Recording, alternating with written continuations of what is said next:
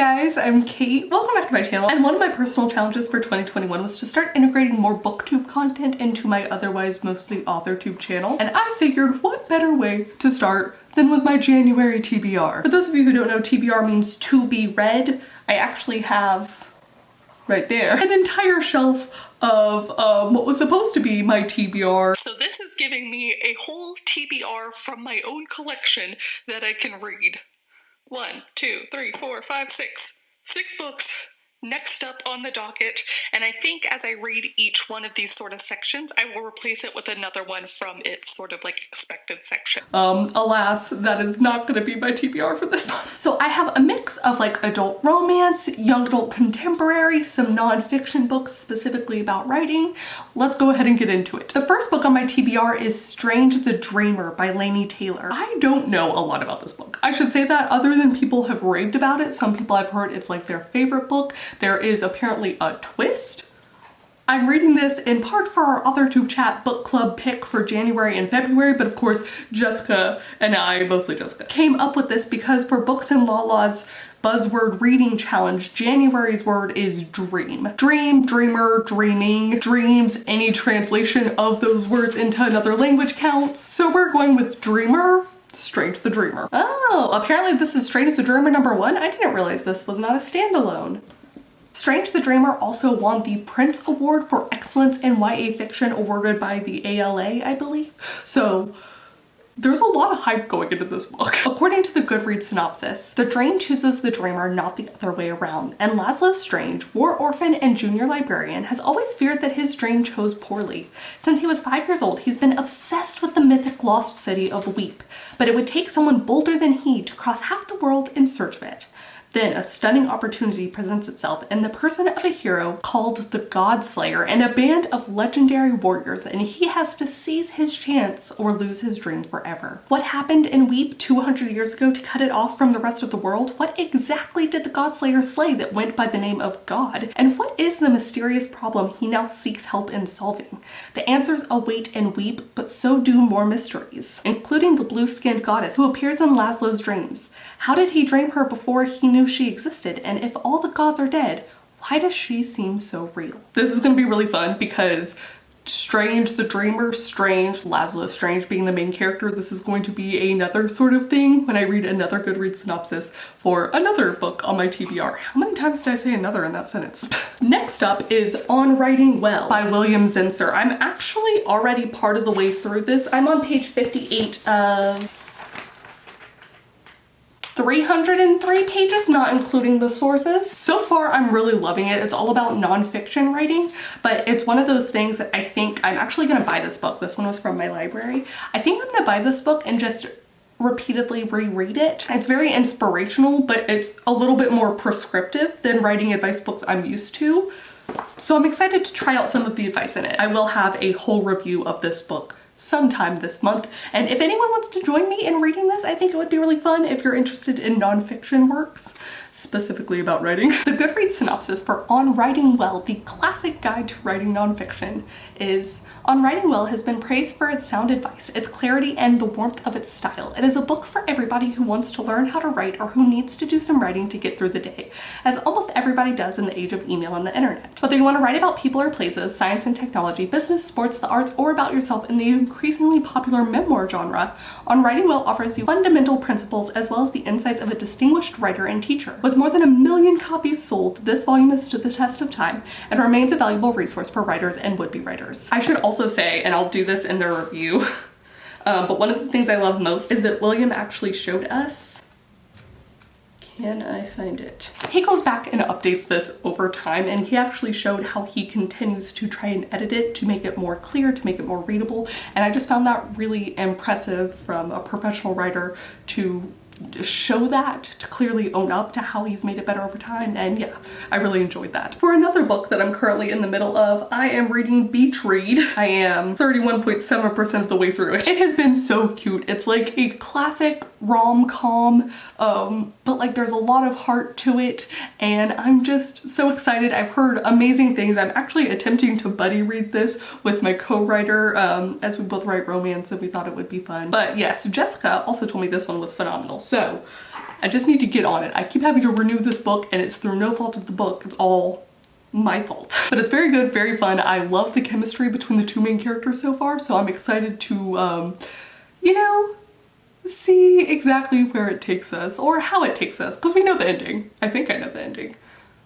Just how are we gonna get there? Beach Read is written by Emily Henry, and the Goodreads synopsis is: a romance writer who no longer believes in love and a literary writer stuck in a rut engage in a summer-long challenge that may just upend everything they believe about happily ever afters. Augustus Everett is an acclaimed author of literary fiction. January Andrews writes best-selling romance. When she pens a happily ever after, he kills off his entire cast. They are polar opposites. In fact, the only thing they have in common is that for the next 3 months, they're living in neighboring beach houses, broke and bogged down with writer's block. Until one hazy evening, one thing leads to another and they strike a deal designed to force them out of their creative ruts. Augustus will spend the summer writing something happy, and January will pen the next great American novel. She'll take him on field trips worthy of any rom-com montage, and he'll take her to interview surviving members of a backwoods death cult. Obviously. Everyone will finish a book and no one will fall in love. Really. It has over 100,000 reviews or ratings on Goodreads, which is insane by any measure. Honestly, for me, anything over like 15,000 ratings on Goodreads means that it's like a big shit deal. So to get over 100,000, like, to say that this book blew up feels like an understatement, and yet I've heard nothing but good things, and the hype seems to really be true. So, look, 31.7% of the way in, I'm saying I agree. Now, another book I had from Overdrive is Felix Ever After by Caitlin Calendar. I'm so excited. Because I'm part of Jessica's Patreon, I actually got to help choose this book from her physical TBRs. I've been wanting to read it for a really long time. It's another book that seems to have all of the hype and live up to all of the hype. So I am so pumped. It also has a 4.46 rating on Goodreads, which is not something I see ever. I don't know that I've ever seen a rating that high. Again, over 10,000 ratings, which is crazy. And I'm going to keep referencing Goodreads here, but at the end of this video, I think I'm actually going to show y'all that I set up my story graph. So from this point forward, from 2021 on, I'm going to be logging and rating all of my books in the story graph. So I will leave a link down below if you want to check that out. The great thing about contemporaries is it often feels like,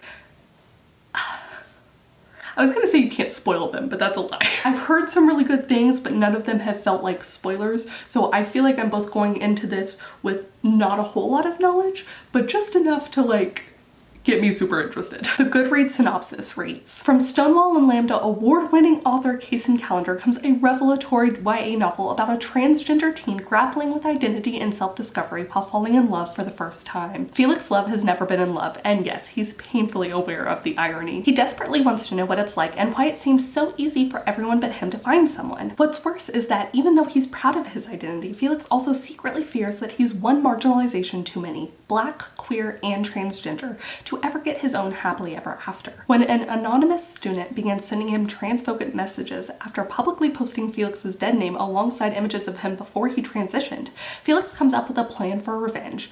What he didn't count on? His catfish scenario landing him in a quasi-love triangle. But as he navigates his complicated feelings, Felix begins a journey of questioning and self-discovery that helps redefine his most important relationship: how he feels about himself.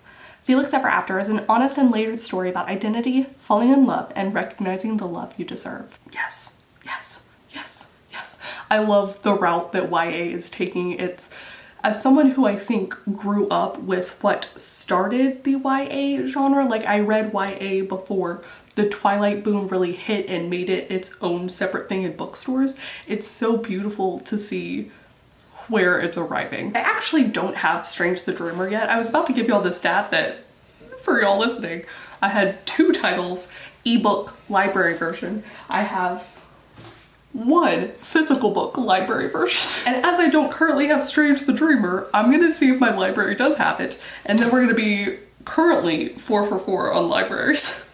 Oh, they're available. I love that they actually have all the different covers possible for both the first book and the second. Those are really pretty covers. You know what? Just to switch it up a little bit, we're gonna go for the audiobook on this one. Next up, again, from the library.